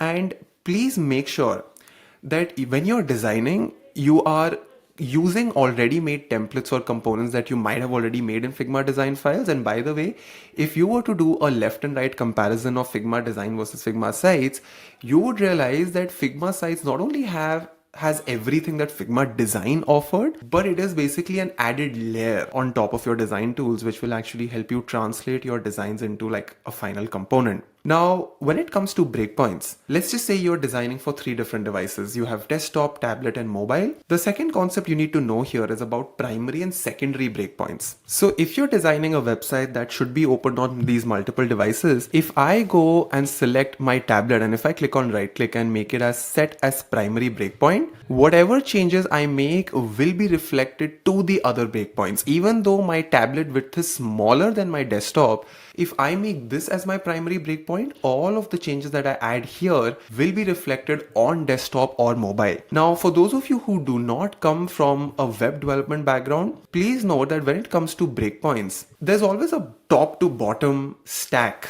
Because my tablet is higher right now, it's at 800 plus width. If I were to go here and make this as say 600, you will see this come in the center. And if I make this primary, whatever changes I make will be reflected on all of the other websites. Now, if this was not primary and if my, let's just say desktop was primary, all of the changes that I make will be reflected here. But if I make a change just on my tablet, it will not float up to the desktop. So can you notice by default, the largest breakpoint is the primary one. And whatever changes you make here are reflected in the smaller ones. But if I make a change here in the tablet one, it will never go upwards. However, if tablet experience is the core experience, you can make this as the primary breakpoint and whatever changes you apply here will be reflected to the rest of the web pages. Now, just like Figma design, you can create and use components very similar to having your Figma component libraries.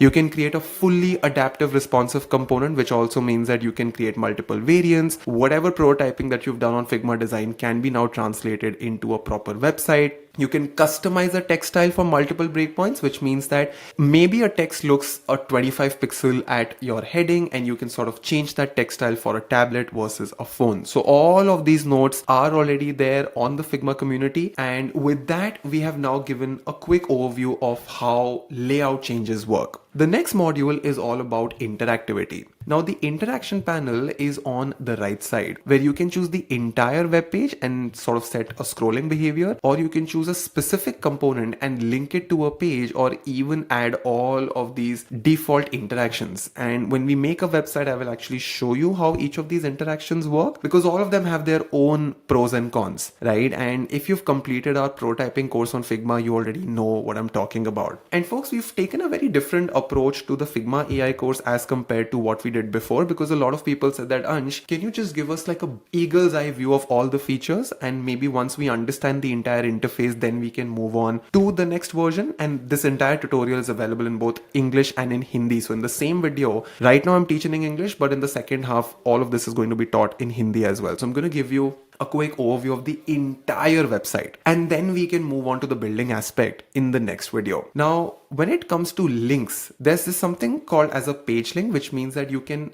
hyperlink something and it opens a new page. Then there is backlink, which means that you can return to the previous link, which is something that you can access from your browser's back button. And then there is anchor link, which means that maybe you have uploaded something on Dribble or Behance and you want to connect that on your main site. Now, code layers, we've already done this. You can make this using the make component. You can put your prompt and you can create something very interesting. And then you can also create a code layer from an existing design. So you can extend features from your design files without starting from scratch. You can just go there, select a component that you might have made on Figma, very similar to what we did on Figma Make as well. So you'd be able to upload your content, you'd be able to upload your file and prompt things very, very easily. Now, if I go here into the make part, as you can see, you can keep on making multiple components. You can describe your idea. You can have a split screen so that you can access the code, or you can just have the coded version as well. Let's come back here. And now that we have understood the custom component part of things, how do you publish this, right? And of course, publishing is the most key step, because nobody is going to be able to access your website until unless you have published this on the internet. But before you publish anything, in the next episode, I'll show you how you need to test responsiveness at all breakpoints. And folks, please note that it's impossible to teach you something very, very valuable in just 30 minutes, right? So what we've done is we've split up the entire thing into modules so that you have the right approach and you can sort of learn these things in nugget forms and not just go through like a long marathon in the first way. So once we are ready with our design, we will be testing all of the responsiveness. We will be previewing the entire thing. And as I showed you in the settings panel, we will go through and put the metadata. We can put it on a basic domain right now. Just like Figma Make, if you've completed episode 2, you already know that Figma gives you free hosting once you have the paid plan. So all of this is only available on the paid plan, and you can put a password to your protected website. You can also add a cookie consent banner, which is there by default, so that you can basically understand how your user is interacting with your website. Just like always, Figma has a wonderful community of ready to use templates. They have made websites for all kinds of use cases, whether it's for photography, video editing portfolio, you want to launch a startup, you have all of these templates in place. And as I told you folks, AI is always the baseline. It is not the finish line. It's not going to replace designers. It's going to raise the benchmark and set a new expectation for all the designers. And you have open source UI files that you can basically plug and play. Now the question is, what's the difference between code layers in Sites and Figma Make? Why do I need to even open Figma Sites when I was able to do everything in Figma Make? Problem here is that most people think that Figma Sites is a coding tool, but it's not. Figma Make is a development tool that can help you make prototypes or specific components, and those components can be embedded in your website. But it is Figma Sites that gives you true design access, right? You don't have all of these auto layouts and text layouts and all of these things in Figma Make. Figma Make is something that can help you make the unit, but the composition of the unit is done on Figma Sites. Why create a code component first as compared to making the entire website? When you go from an atom to the entire body, you can basically build all of these small things consistently. If you were to make the entire website randomly in Figma Make, you would realize that it's not according to the styles and aesthetics that you would want. But when you make something on Figma Sites, you have full control over the design. And if you want to code a certain component, you can go to Make and you can sort of build that one complex thing separately. Can I export the code of my site? It is currently not possible to export your site's code for external publishing. It is available for a certain component if you're using Make. Where is the site being hosted? They are using AWS in the United States, and the domain and routing is being served by Cloudflare. Now folks, this was a quick overview of basics of Figma Sites on how it works. If you have completed this, do let me know in the comment section if you found this entire concept useful of actually using Figma Sites as compared to any other vibe coding app, so that we can eventually release lecture number 4, where instead of just showing you the UI, we will actually build things. So I hope that you've made your notes, and if the lecture 4 is already released, you will find the link in the description. Now this was episode number 3. Now that you're familiarized with all the core features of Figma Sites, in our next episode, we will create our own website from scratch using the features we've discussed so far, and also share some essential takeaways for effective website design. Welcome to our free Figma AI course, where I will teach you how to use Figma Make, Figma Sites and Dev Mode MCP servers. Every episode is in English as well as in Hindi. This is episode number 4, and today we will deep dive into Figma Sites and put all of our learnings into practice by designing a complete website from scratch. By the end of this video, you will know exactly how to design and publish a complete website using Figma Sites without ever needing to switch between different tools. This is your instructor Ansh Mehra, and you are learning from the Cutting Edge School. Figma Sites is still in beta version and available to starter plans with a few restrictions. So without further ado, let's start with the tutorial.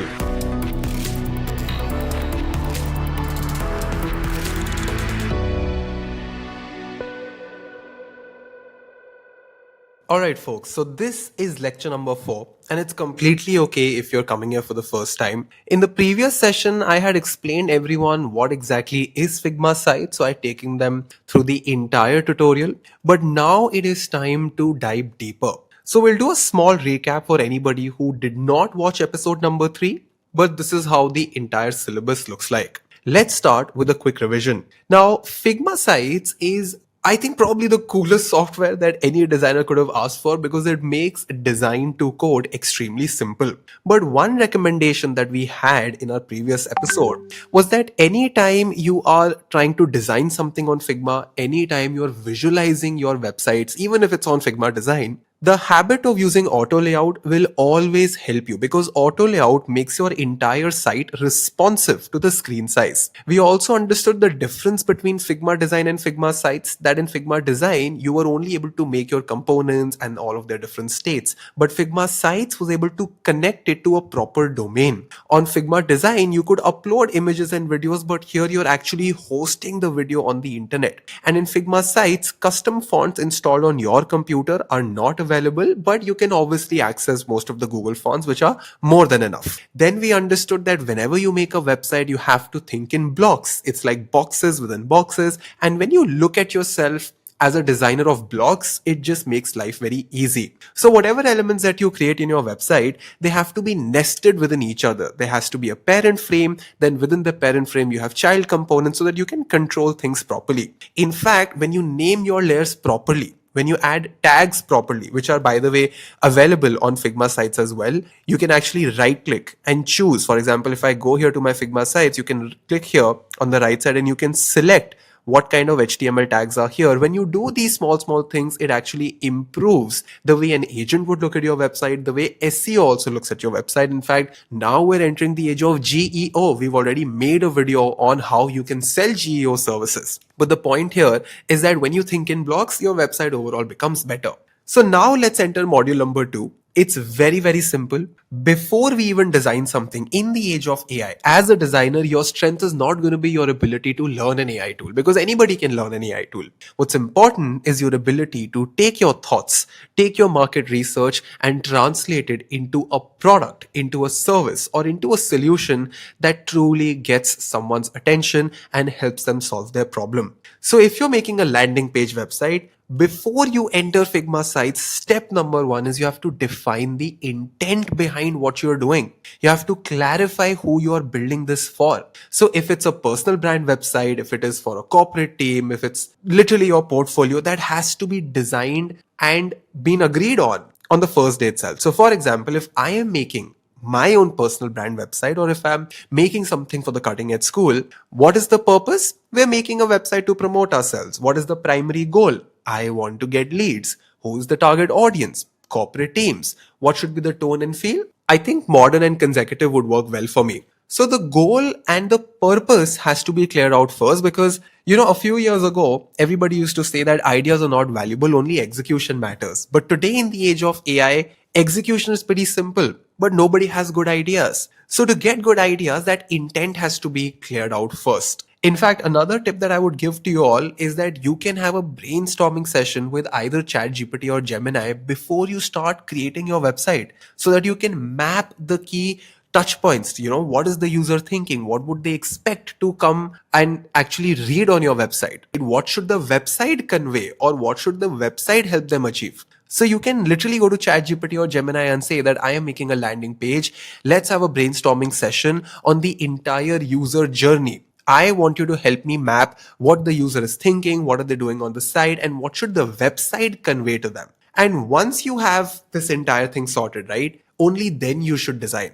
And I've also given a sample prompt here. By the way, this entire slide deck would be available in the description, but you can literally go to AI and say that create a proper 5-step user journey or a 6-step user journey for this purpose, focused for this goal, for this target audience with this tone and feel. And all of this will happen from the clarity you get in the preceding step. And then you list down all of the questions. Because remember, designers, you need to use AI outputs for the first draft as the baseline and not the finish line. In fact, I would strongly recommend you folks to create a proper information architecture beforehand on a piece of paper or with ChatGPT, whatever way you like. But the hierarchy, the subsections, and the purpose of those subsections, that has to be very, very clear from the get go. And I have also written a prompt for creating the information architecture as well. So, to get guidance from AI to build the information architecture, you can actually copy paste this prompt. I would not waste time reading the prompt because I'm pretty sure you'll be able to figure it out.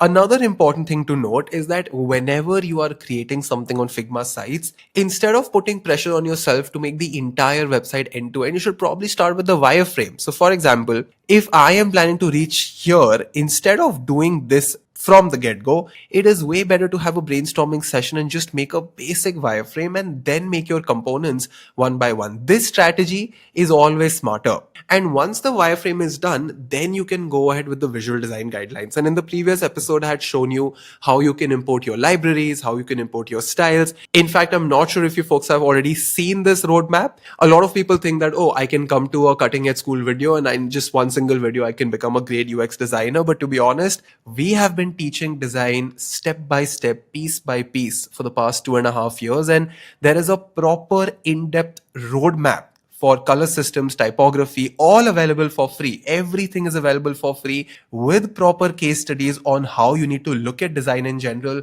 Everything is available on learnuiux.in. So when you watch this video, I am already assuming that you have finished this entire study material, because if you've not done it, I would strongly recommend you to go back to the drawing board and at least finish your basics, because otherwise, how will you sort this out? Another cool thing here is that just how you upload images with your Command Shift K, if you select a video as well, you can just upload the video, right? But another cool feature is that if I go here on the left side and go to insert, instead of uploading a 10 MB video, which is the upper limit, you can embed your videos from YouTube or any URL. So there's this embed section here. You can just drag and drop it. So if I take YouTube and just drag and drop it here, you just have to paste your URL and you can have it on autoplay. You can allow full screen. You can allow cookies as well. This won't be recommended for most people because if you enable cookies, it basically helps a comeback user, person who's returning, to actually just start from that point, right? Because the browser will remember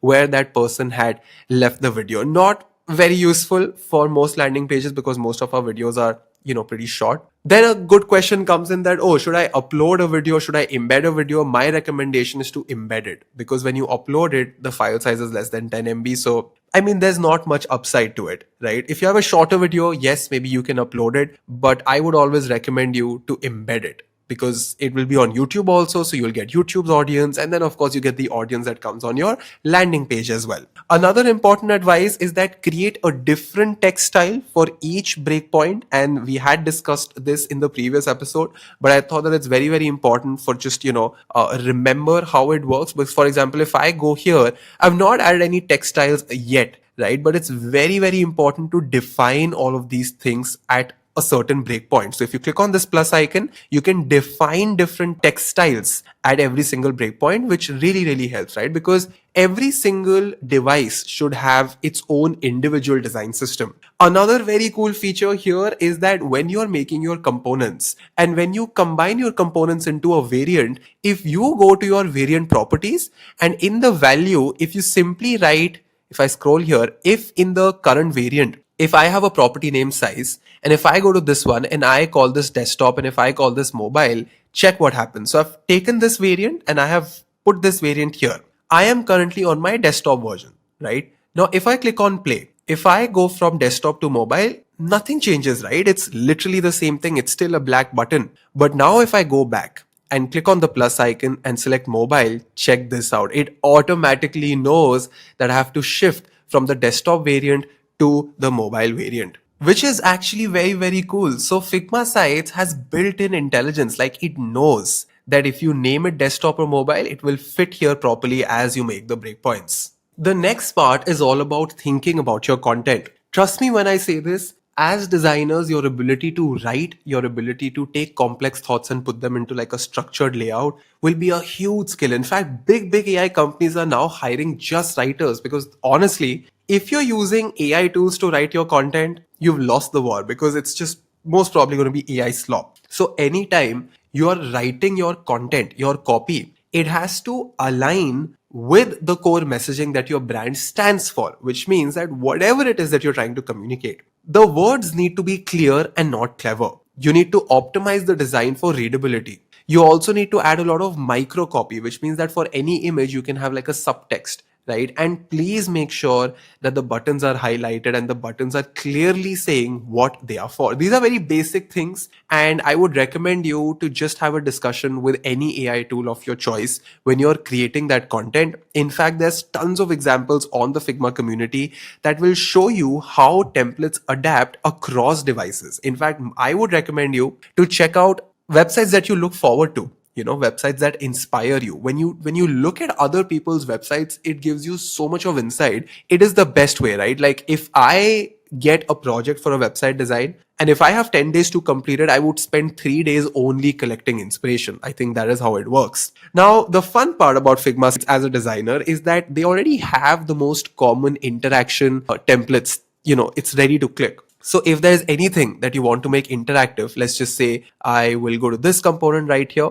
and I don't want to have any changes done on this one. So I'm just going to take this component and let's just delete this so that we can have everything sorted. If I go here into the interactions panel and click on the plus sign, you will see a lot of different templates, and I'm going to take you through all of them one by one. I'm not going to spoon feed you at every part of the process, because I think as designers, you're going to slow down your brain if you always expect spoon feeding.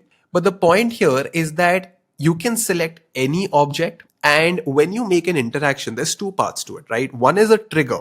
You have to decide when will this interaction work. And then you have the action, that once the trigger is set, whether it's a click or a hover or whatever it may be, what exactly is the action? So what I've done is I've basically created a dedicated interactions file to take you through all of the different options. So remember, when I go here, you have all of these things. So if I click on hover effect, you will see a lot of different options, and here you'll see mouse and pointer, right? Because there's literally one way to trigger it. But if I go to reveal, in this case, I have an option to change the trigger.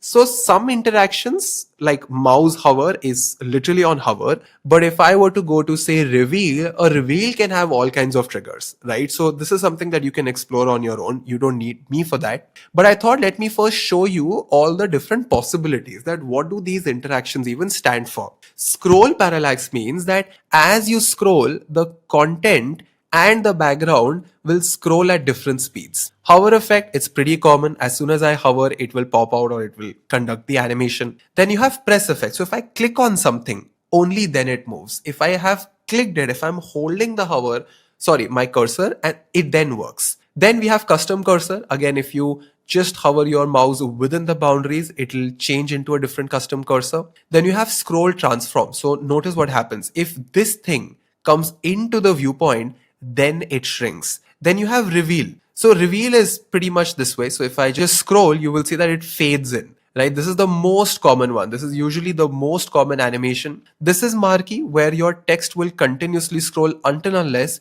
you hover on it. Then you have play spin. Not sure how many of you will ever use this. It's usually for like some funky stuff. Then you have typewriter. This is really good for text. Then you have lightbox. If you click on this, another file or video or image can open up, and this cross icon is by default. Then you have draggable. If you want to drag some stuff. Then you have mouse parallax, which means that wherever my cursor is going, the object is following. Then you have typewriter. It randomizes letters before you can actually read it, right? So it's just like a random thing as soon as you scroll.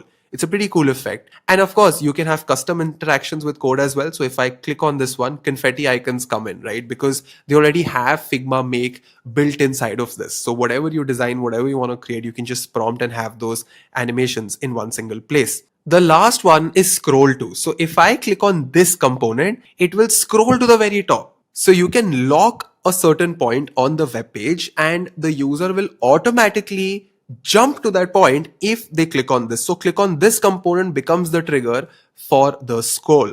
So all of these files are going to be available on the Figma community, all for free, so that you can try these things out.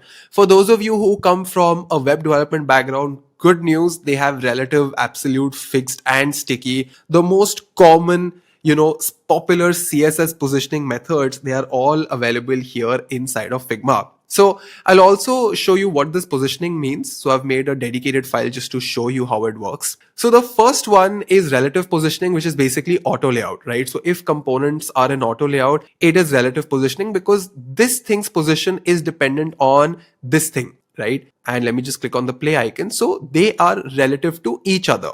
This is sticky positioning where this component is stuck till a certain point, till I have reached a certain point in my document. And this is absolute positioning. It's just like it's freely moving. You can just put it in one single place and it'll just move as you scroll. So I think we can have a separate video altogether for positioning itself, but I would recommend you to just go through CSS documentations. It's a very simple concept. I think you only need relative and sticky when you're starting out. If everything is in auto layout, just go ahead with relative. It is the safest choice. In our last video, I had shown you how to connect your domain settings. So if you go here on the left side, here in the settings panel is where you'll get the domain settings, right? So I've not published this file yet, but once you do, I've already explained how you can set these things up. And what we've done is we've put some documentations, right? And you can access the same documentation if you click on learn more. But the point here is that a website looks way more impressive if you have your own custom domain, right? So what are the important takeaways here?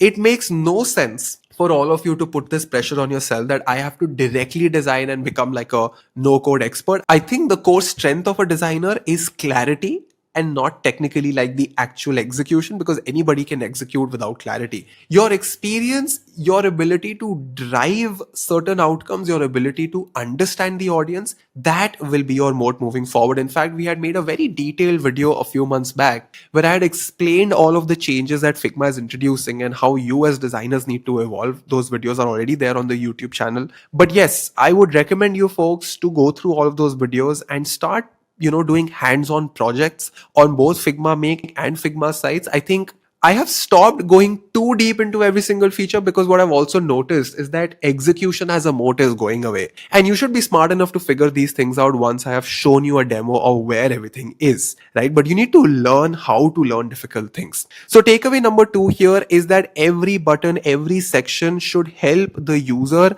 understand what you're bringing to the table instead of just focusing on aesthetics. And takeaway number 3 here is that optimize for loading times and mobile responsiveness. Because if you add too much of animation, too much of interactions, it will actually kill your load times. It will actually make your entire experience very, very laggy. So focus on making something which is easy to load. Focus on something which works on mobile because most of the traffic will come from your mobile phone.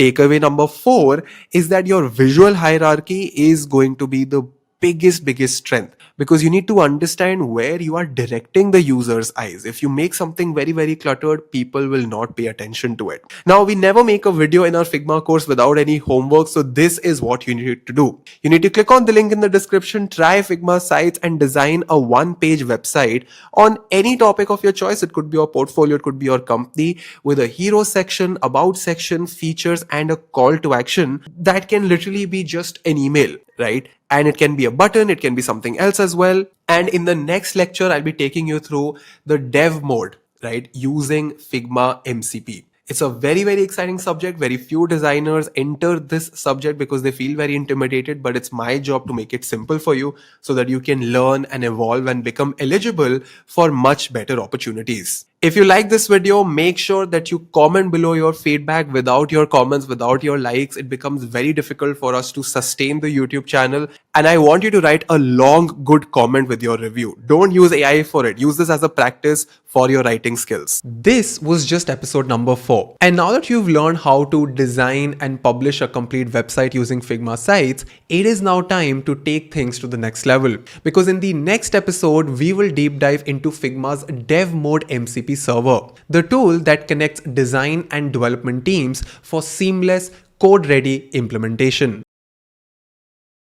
Welcome to our free Figma AI course, where I will teach you the basics of Figma MCP and how you can use it to directly connect Figma to your code editor to go from design to code 10 times faster. Make sure you check out all the previous videos from this course. By the end of this tutorial, you will be able to generate high quality output using your own design context. This is your instructor Ansh Mehra and you are learning from the Cutting Edge School.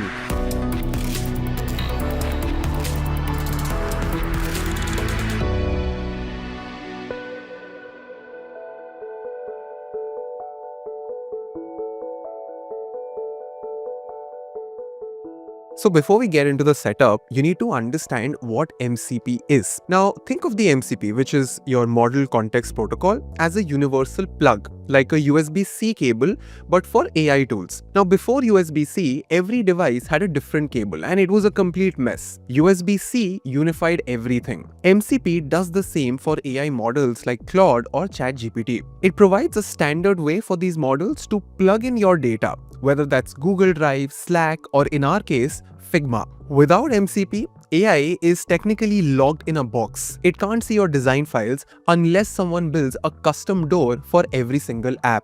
MCP builds that universal door. It allows your AI agent to step inside your Figma file, read your layout, and understand your design tokens. And it turns a simple chat assistant into a powerful developer tool that can understand your design context.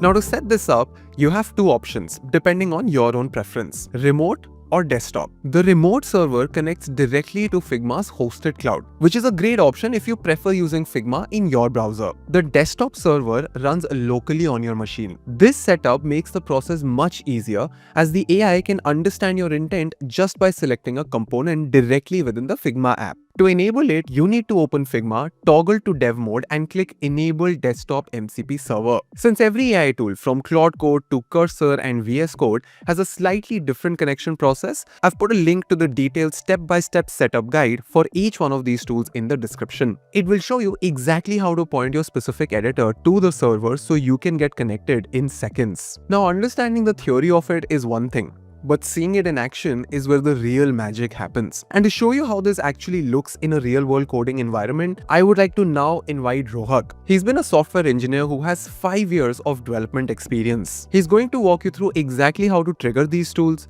how to prompt the agent, and how to transform a Figma selection into a clean functional code in seconds. So Rohak, welcome to the stage.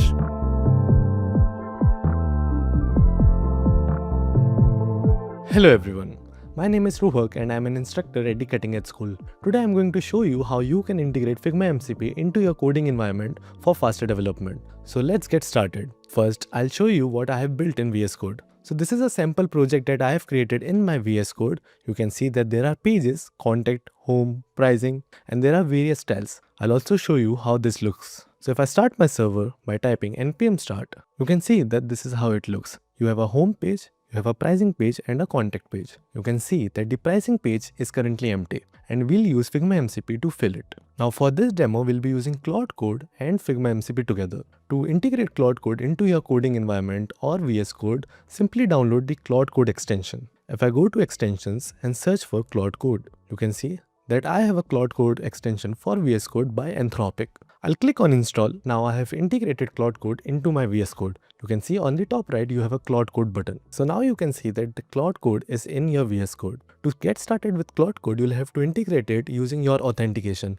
Once done, simply type in Claude into your terminal. You can see that my Claude is now initialized. Now my next step is to integrate Figma MCP. To check how many MCP servers are there in Claude Code, I'll simply type in the command /MCP. It says no MCP servers for now. To integrate Figma MCP, we'll go to Figma's official documentation and find Claude Code integration. We have also attached the link to this documentation in the description. If I scroll down a little bit, you have VS Code integration, Cursor integration, as well as Claude Code. It says if you type in this command into your terminal using Claude Code, it will initialize the MCP server. Now, if I copy this command, go back to my VS Code and simply paste it. Now my Claude Code is trying to add that MCP server. You can see that it says the Figma MCP server has been added. You'll have to restart Claude to get started. So I'll simply exit and then again restart my Claude. Now if I type /MCP, I have my Figma MCP. You can see that it's currently disabled. To enable it, simply click on Figma MCP and say enable.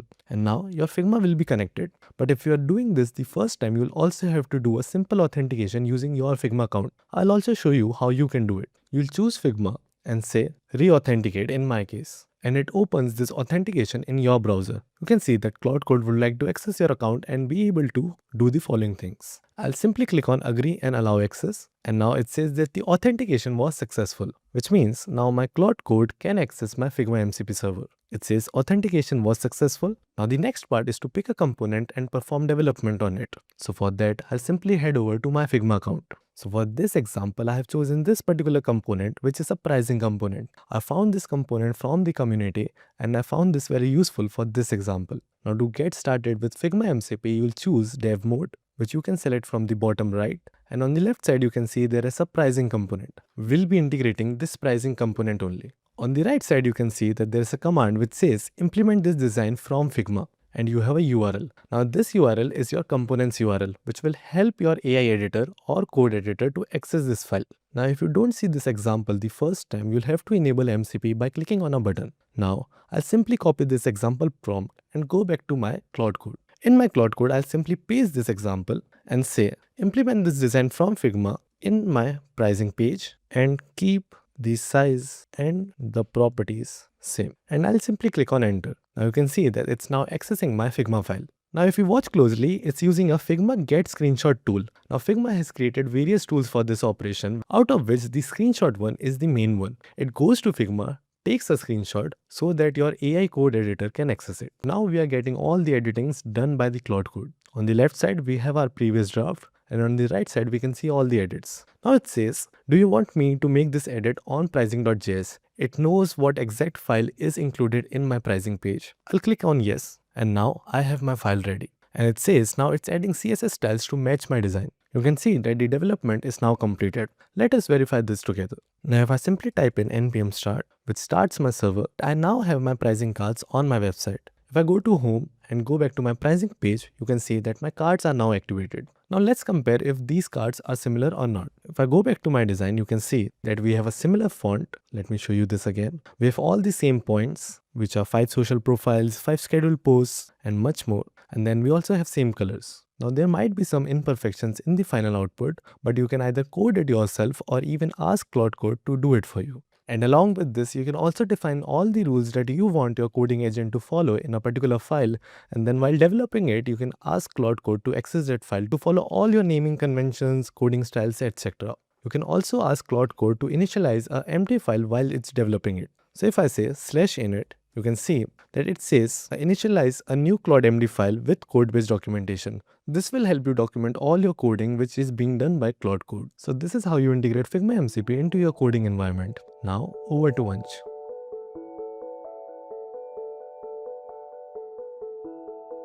Thank you so much, Rohak. Now, to get those high quality results every single time, you need to remember this specific formula: garbage in, garbage out. To make the AI work for you, your Figma file needs to be very clean, which means that you need to start using auto layout because this is technically the language of code. It tells the AI exactly how your design will respond to different screen sizes. 2 is semantic naming. Stop using the frame 502 or a random generic name. Call it nav_link or hero_button. Clear names help AI understand the function of the code that it's writing. Use variables. Link your colors and spacing to your Figma variables because this ensures that AI uses your design tokens instead of just randomly guessing hex codes. If you are working on a large screen, don't try to convert everything at once. Break it down and ask AI to build the header first, then a specific card, then the body section, and then the footer. So this keeps the context small and the accuracy very high. If you ever find that the AI is not responding, don't panic, because most issues are solved by simply restarting the Figma desktop app or your code editor. Also, make sure you have an active AI subscription like GitHub Copilot or Claude Code, as these are required to run all of these MCP tools. Figma MCP is bridge building at its finest. It removes the friction between what you design and what you ship. It's important to remember that this MCP integration is just one example of the many tools Figma supports for developers. From Code Connect, which maps your actual production components into dev mode, to Figma Make for AI-powered prototyping, there is a much larger ecosystem available beyond what we are covering today. But if you finish all my previous videos, you'll know them all. And mastering MCP is the perfect first step to becoming a design to code pro. So folks, this was how you can connect Figma to your code editor using Figma MCP and build products faster. If you've made it so far, congratulations. I am impressed by your ability to learn and evolve on time. And I hope that you were documenting your notes here in the comments section. Me and my team were personally reading all of the comments. So even if I come to this video 5 years in like 2031, I would love to see new designers learning and evolving, even though the world would be like a completely different place by then. I'd like to remind everyone that we have created a lot of foundational level content about the subject of user experience on learnuiux.in. Everything that you've learned so far is all about the lever, but if you want to deep dive into the subjects that strengthen your fulcrum, your judgment, your taste, your pattern finding skills, your ability to understand UX mental models, UX psychology, user flows, market research, all of the things that strengthen your fulcrum are explained in utmost detail on learnuiux.in. Let me know in the comment section how this video helped you improve and learn, and I'm looking forward to all of your testimonials on social media. I hope that you're taking care of your mind and body. This is your instructor Ansh Mehra, and you are learning from the Cutting Edge School.